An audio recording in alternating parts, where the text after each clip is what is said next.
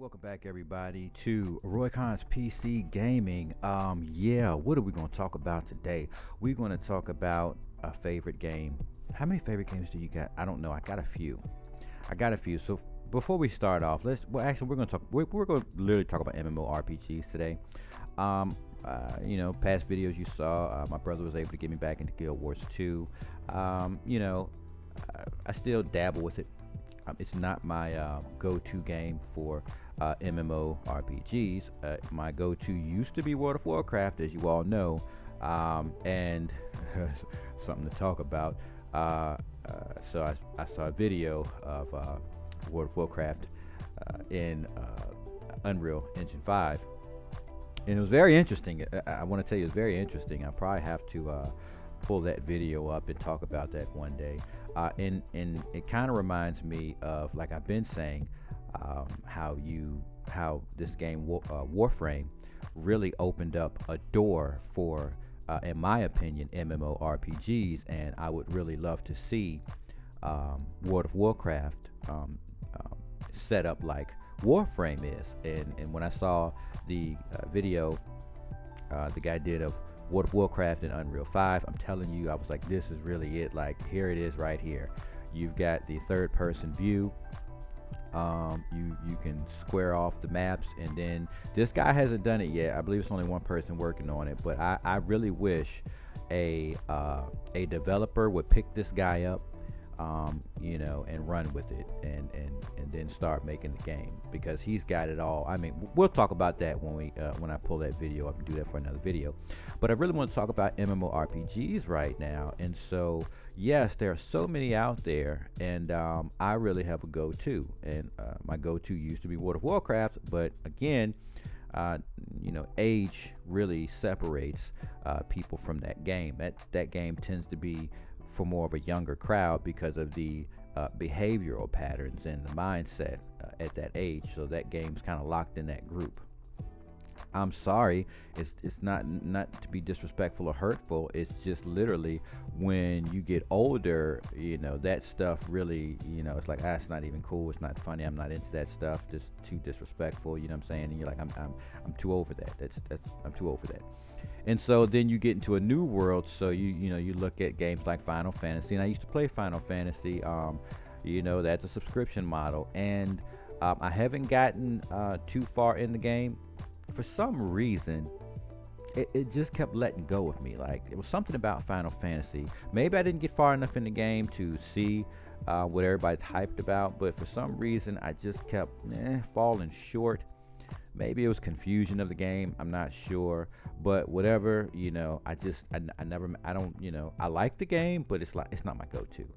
I like Guild Wars 2, but it's not my go-to. I'm going to talk about, obviously, what you're seeing in the background. My go-to game, it's Elder Scrolls Online, and it's action combat, right? And sometimes it's kind of buggy and glitchy. I know, plenty of complaints about that, but it's the game. One, I don't have to be in a rush. You know what I'm saying? I don't have to be in a rush to play the game. Two, it just looks great. Three, I don't have to deal with the crazy people, shooing you away if you're not doing that good of a job in dungeons.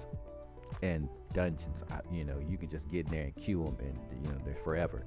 It's got a business model where you're paying for extra content as it goes. You know what I'm saying? It is what it is, but it also allows you to buy crowns and purchase DLC in the store inside the game. And that's just purchasing crowns, and then you have a lot of sales and discounts here and there, so you can pick stuff up. And one of the coolest things is, of course, based on the weapon, you've got skills, yada yada yada. I mean, skill list for days. It's a skill list for days. I mean, you can really custom design the character that you want to play, and put the skills that you want in your bar. You'll notice if you're looking at my bar, I just have a rotation of skills that I use, you know what I'm saying? And I've picked those skills out. You've got, oh my God, if you've never cut that game on, and for some reason you feel like it's going to be too much, you pick a weapon, Oh my God! You pick a weapon, just like Guild Wars 2. You pick a weapon. That weapon has skills.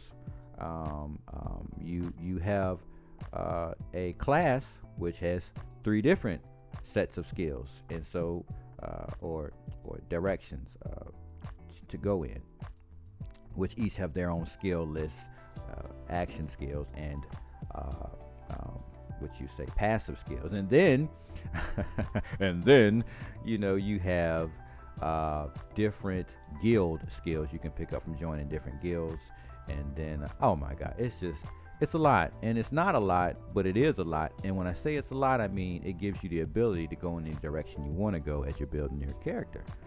And when I say it's not a lot, I mean by it's not confusing. You don't have to have every freaking skill. That's just crazy. Who would do that? Like a lot of games that all these skills, that's not really necessary. You don't need to have 2 freaking bars for skills and then you got 30 freaking skills running, and it's like you're good. Yeah, who needs all that? That's crazy. You know what I'm saying? And again, I like to talk about Warframe because Warframe it was amazing what they did. What they were able to do is bring in characters that had skills, and they had like 4 skills. Then they later on brought in this thing called helmets, which would allow you to interchange one skill that was pre-decided from each character, and then swap one of those pre-decided skills into any skill replacement block that you wanted. So but the thing is, it was like 4 skills. You know what I'm saying? And 4 skills. You had weapons. Your weapons. You could use them and put mods on them, and set your weapon up to be the damage and attack that you want, whether it be crit, whether it be status effect, whatever it was, you could set it up. And so that was one of the cool things about Warframe. So when I look at, obviously when I play something like Elder Scrolls Online, to me it makes perfect sense, because look at that right there. You give me the ability to actually create my character and run them how I so choose, and you're not overwhelming me with skills. I can just pick the skills I want. I'll go through the list and I'll say, oh, I don't really like that skill. I tried that skill, I don't like it. I'll put that one away and I'll try this one. And oh, I like that skill. I'm going to keep that skill on the hot bar. Ooh, I like this skill. And then you pick and choose, and it's like, okay, well, this is the build I want. And so now we're talking about your build. And so it's a lot of games try that, but not a lot of games are good at it. You know what I'm saying? Like, again, you talk about something like World of Warcraft. Well, you don't really have that in World of Warcraft. You just have the skills. That's it. You don't get to really do a build. Builds are non-existent. So that's kind of like, again, for the age group. When you get older, you become a more complex thinker, and you think about things differently, and you like options. You know what I'm saying? And so this allows you to use more brain power, and it's pretty cool, and then people don't really attack you in Elder Scrolls about your decisions on your build. Sometimes they'll ask you questions about it, and how's it working out for you? What do you like about it? So on and so forth. And so that's pretty cool. And like I said, the atmosphere is way better. It's laid back. You know what I'm saying? You can go in there, join your quest. You can run the missions how you so choose. They've got plenty of world events going on. It's just so much going on there. That's why that's my go-to game. And so I just wanted to share that, because I don't know if I've ever talked about what's actually my favorite game, especially in the MMORPG realm. I've tried a lot of games. I've got Elion downloaded, and Elion's just kind of weird to me, and it's buggy. Elion is really a buggy game. They really need to do some work on it. A buggy game is just not playable to me. And then New World, I would rather enjoy New World, but something about the design of the game just in the back of my mind, maybe it's the poor shaping of the characters or something. Something's going, like something doesn't fit and it's off, and so because it's off, it plays with my mind, and then it's like after about 10 minutes of playing the game, like something just doesn't look right, and then I cut it off. And yeah, so that's a special game, let me just say that, and it needs work. So that's not my go-to game. Like I said, I do play a lot of MMORPGs. Let's see, Swords of Legend Online. That game is buggy as crap. The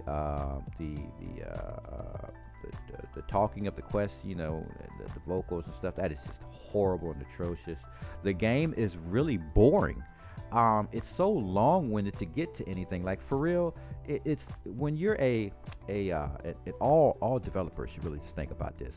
A casual player that works and has a life, they don't have time to do 1,000,000 quests to get to their max level, so they can, or not even max level, to get to a certain level to start doing dungeons and stuff. So when you make it very long-winded to do this stuff, it's a turnoff. Because as adults, yes, adults play video games. You know, we have so much going on in our lives just to get time to play the game. It's like, and no, we don't want any of this pay to fly up and level crap. That's terrible. That's not what I'm saying here. What I'm saying is, when you make a long, drawn out storyline, and like the storyline, and all developers, please take this in, a storyline can really take a lot of place in dungeons. Like really, you know, you should have a little bit of story in the beginning so we know what's going on, to up until like level 10 or 15. Like level 10 would be great. Please take my advice on this. Up to level 10 would be great. And then once you get to level 10, dungeons would start. And then before you start the dungeon, there will be a storyline. You'll watch the story, Elder Scrolls, you'll watch the storyline, and then that storyline is going to tell you what's going on, and then you can keep up with the main story of the game, because each dungeon is going to take you through it. You see what I'm saying? So at this point, you have not main quest in the open world. You'd have like farm quest and bounty quest. You see what I'm saying? Like, you would really use the world for farm quest, bounty quest, and then open world events. So say for instance, please, developers, if anybody's watching this video, send it to the developers and say, this guy's making sense, right? Because let's say at level 10, I start dungeons and I start getting the real story. Okay, so now I'm in my dungeons and I'm popping around. I'm enjoying it, right? And then outside of it, let's look at the game Rift. They had, you can join a queue and do open world quests and events, right? So now let's say I'm at level 10. I go on my dungeon. I do my first dungeon. I'm excited. That was awesome. Let's do it again. I do it again. I come out. I'm level 12.